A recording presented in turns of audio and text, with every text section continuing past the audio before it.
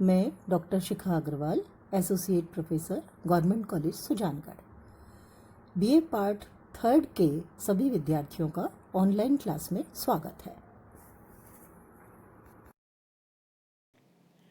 हमने अपनी पिछली क्लासेस में संयुक्त राष्ट्र संघ के बारे में पढ़ा था, जिसमें हमने संयुक्त राष्ट्र संघ का उद्भव और उसकी सदस्यता कैसे मिलती है इसके बारे में जानकारी ली थी। आज हम पढ़ेंगे संयुक्त राष्ट्र संघ के अंग। संयुक्त राष्ट्र संघ के अंगों के बारे में पिछली बार हमने चर्चा की थी, जिसमें हमने ये बात की थी कि इसके चार्टर में 6 अंगों की व्यवस्था की गई है। सबसे पहला है महासभा या साधारण सभा, जिसमें इसके सभी सदस्य आते हैं। दूसरा है सुरक्षा परिषद, तीसरा है आर्थिक और सामाजिक परिषद, चौथा है न्यास परिषद, पांचवा अंतर्राष्ट्रीय न्यायालय और छठा है सचिवालय। आज हम लोग साधारण सभा या महासभा के बारे में पढ़ेंगे।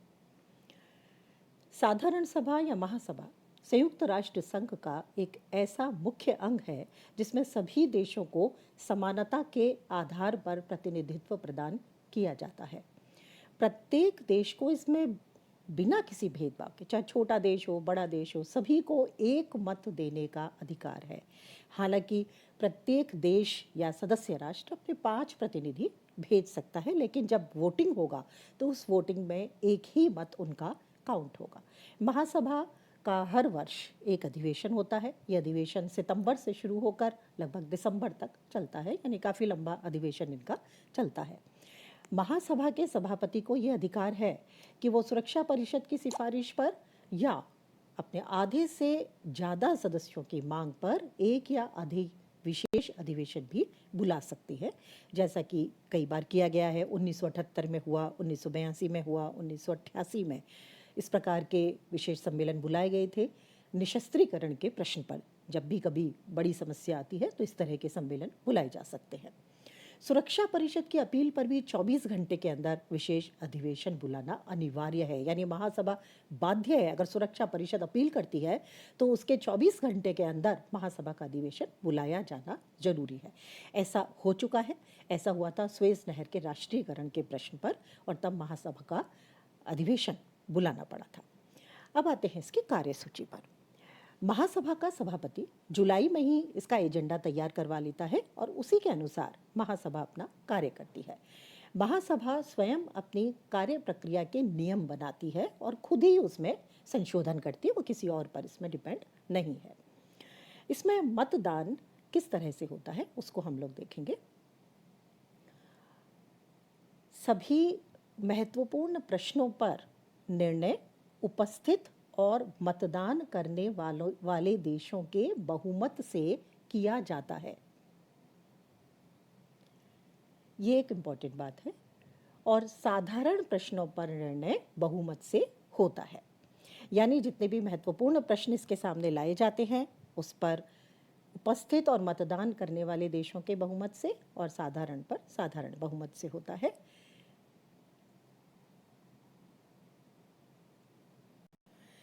महत्वपूर्ण विषय जिन पर निर्णय उपस्थित और मतदान करने वाले देशों के बहुमत से किया जाता है उनमें कुछ प्रमुख हैं।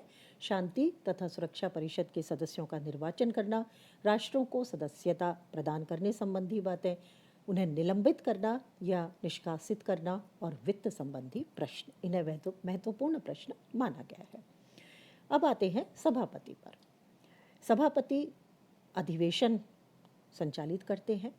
महासभा प्रतिवर्ष अपने प्रथम अधिवेशन में 1 वर्ष के लिए अपने सभापति का निर्वाचन करती है। सामान्यतया सभापति किसी छोटे देश से लिया जाता है और अधिवेशन प्रारंभ होने से पूर्व ही उसके नाम पर सहमति प्राप्त कर ली जाती है। संयुक्त राष्ट्र के शुरुआती वर्षों में और उसके बाद शीत युद्ध के दौरान इस पद के लिए कड़ा मुकाबला बना रहा। सभापति के साथ साथ उपसभापति भी होते हैं। महासभा सभापति की ही भांति अपने प्रथम अधिवेशन में ही सभापति के अलावा 7 उपसभापति और 7 स्थायी सभापतियों के अध्यक्षों का चुनाव भी करती है। ये सभी मिलकर एक समिति का निर्माण करते हैं जो सभापति को परामर्श देने का कार्य करती है। निर्वाचन के समय ये ध्यान रखा जाता है कि प्रत्येक देश को इन समितियों में प्रतिनिधित्व प्राप्त हो। अब आते हैं महासभा की कार्य और शक्तियों पर। महासभा के कार्य जो हैं वो बहुत महत्वपूर्ण कार्य हैं, क्योंकि इसमें सभी सदस्य राष्ट्र शामिल होते हैं। मुख्य रूप से जो कार्य महासभा करती है उसमें सबसे पहला जो कार्य है वो है निर्वाचन और नियुक्ति संबंधी कार्य।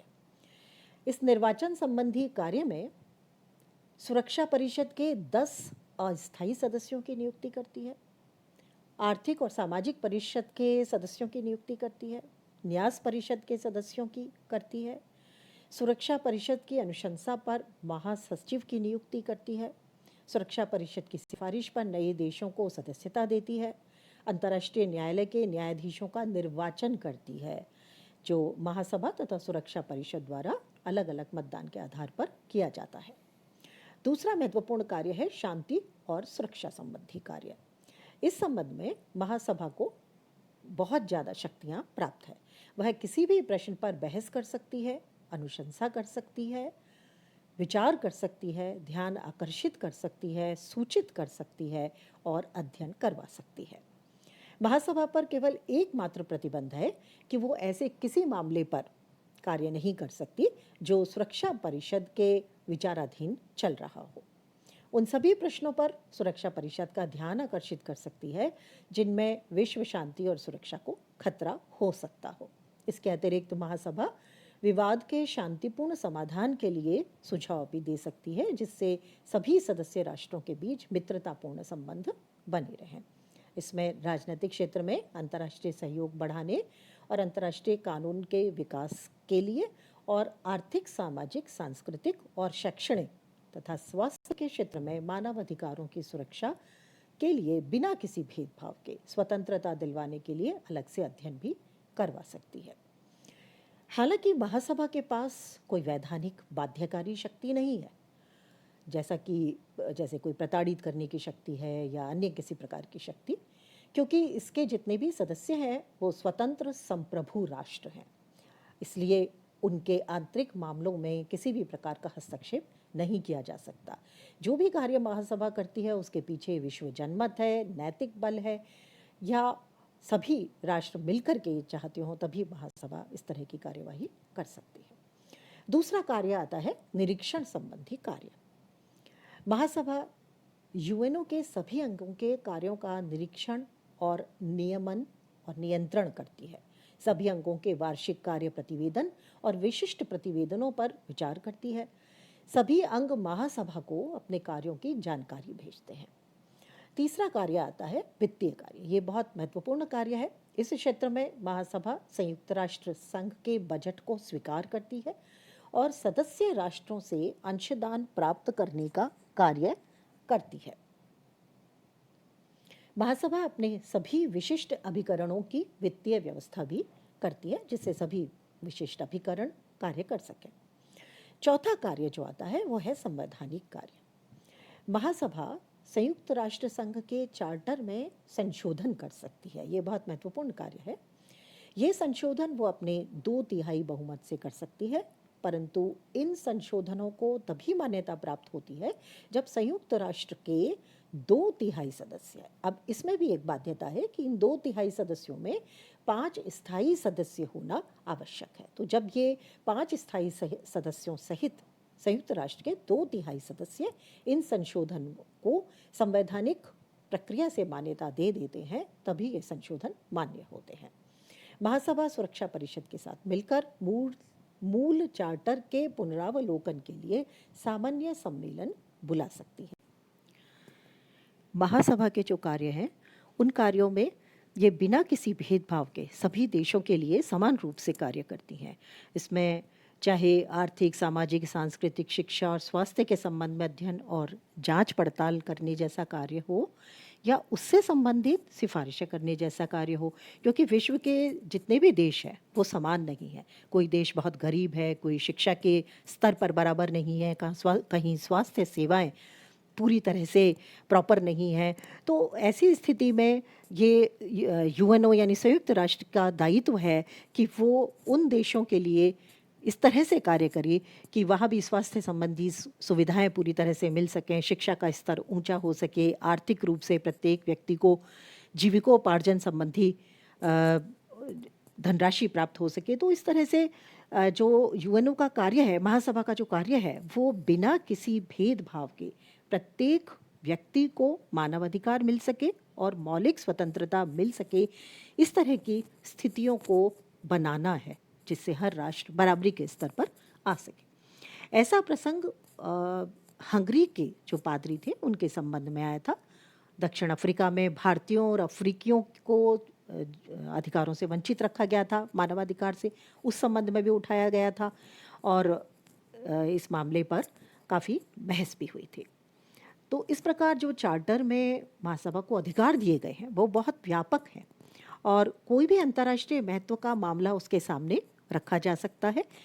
हालांकि बहुत से राष्ट्र विभिन्न मुद्दों को घरेलू मामला कहकर नकारने की कोशिश करते हैं, लेकिन उसके बावजूद भी यदि ऐसा लगता है कि कोई मामला अंतर्राष्ट्रीय शांति के लिए खतरनाक है और इस संबंध में कोई कार्यवाही करने की आवश्यकता है, तो महासभा उस पर तत्काल कार्यवाही करती है।